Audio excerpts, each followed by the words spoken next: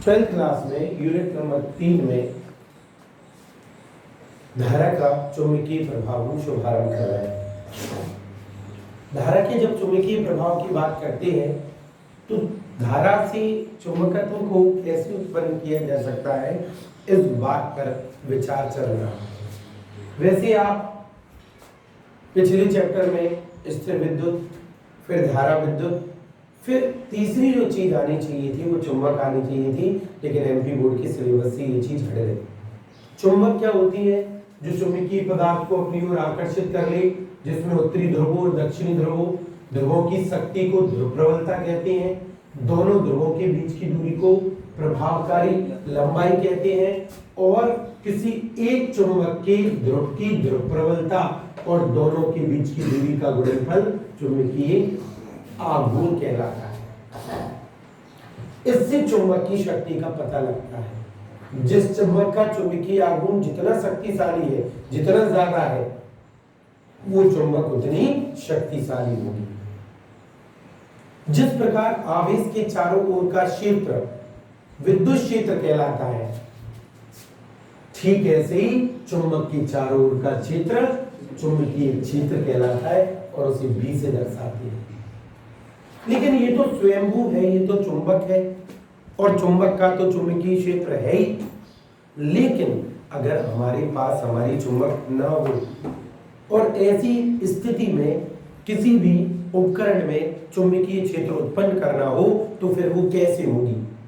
तो इसके लिए ही हमारे यूनिट नंबर 3 ट्वेल्थ क्लास का चैप्टर नंबर 3 बना, जिसको धारा का चुंबकीय प्रभाव कहते हैं।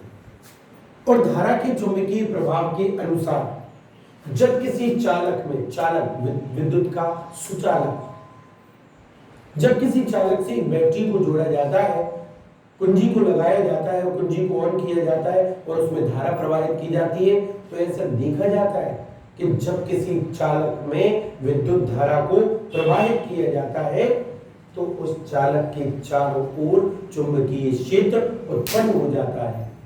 लेकिन सर हमें कैसे पता चलेगा कि वहां चुंबकीय क्षेत्र उत्पन्न हो गया?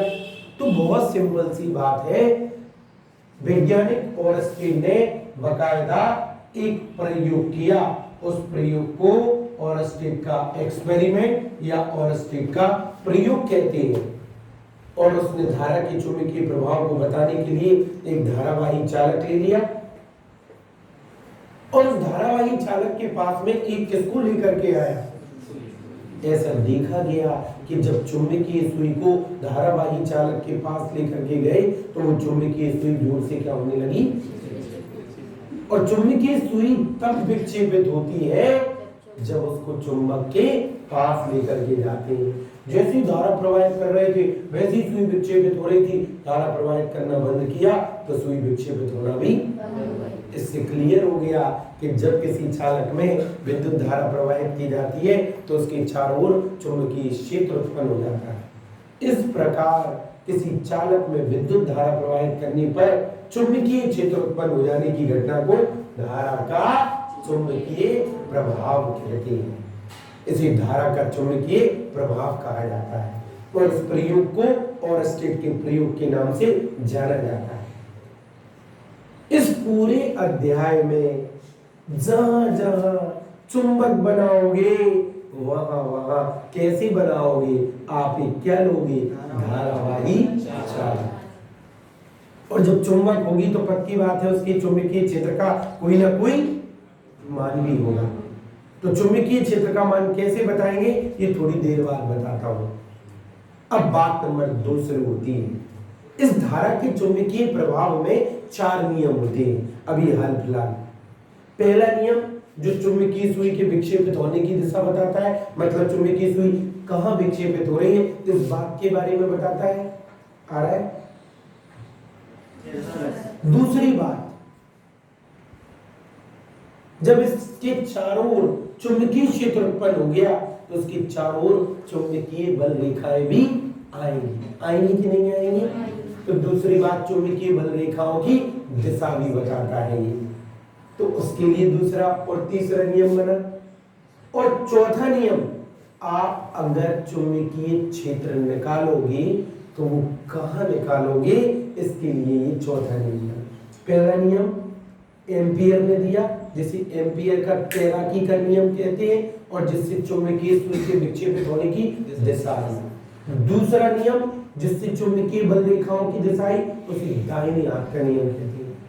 और मैक्सवेल का कॉर्कस्क्रू नियम भी चुंबकीय बल रेखाओं की दिशा को बताता है। चौथा नियम, आप चुंबकीय क्षेत्र की दिशा कहां ज्ञात कर रहे हो, इसके लिए नियम बना दाहिने हाथ की हथेली का नियम।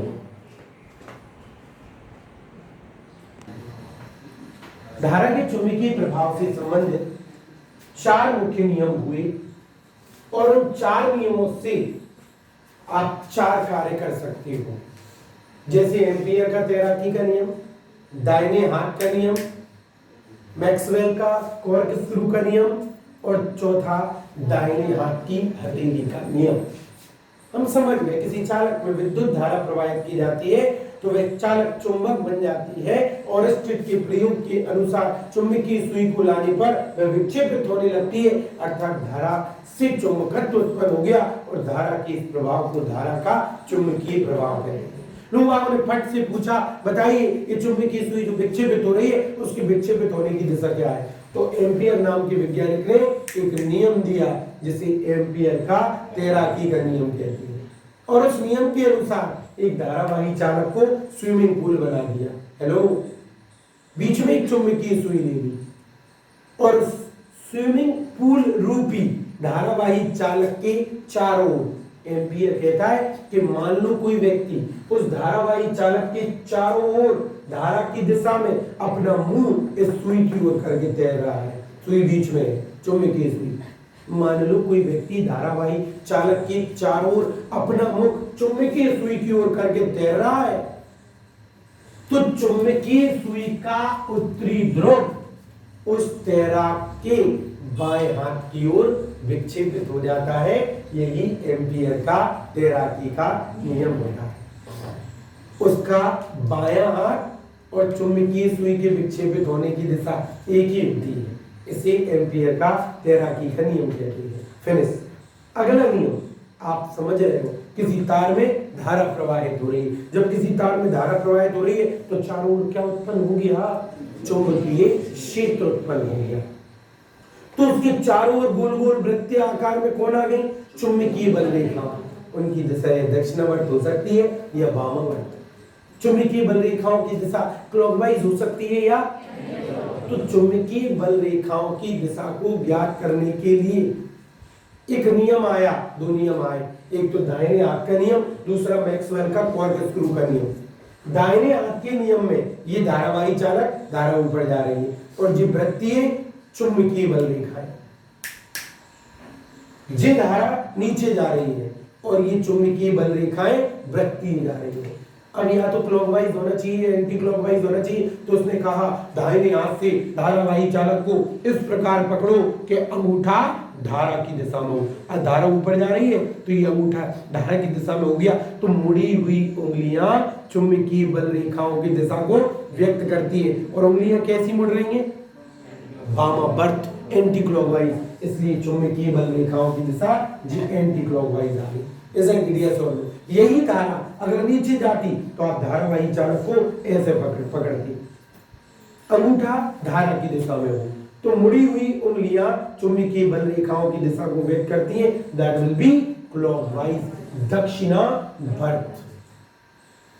अगला नियम मैक्सवेल का कॉर्कस्क्रू का नियम, उसने भी यही बताया, लेकिन बताने का तरीका अलग था कि यदि किसी धारावाही चालक को एक स्क्रू मान के धारा की दिशा में आगे बढ़ाया जाए, धारा ऊपर जा रही है तो स्क्रू को खोलोगे, धारा नीचे जा रही है तो स्क्रू को कसोगे, जब खोलोगे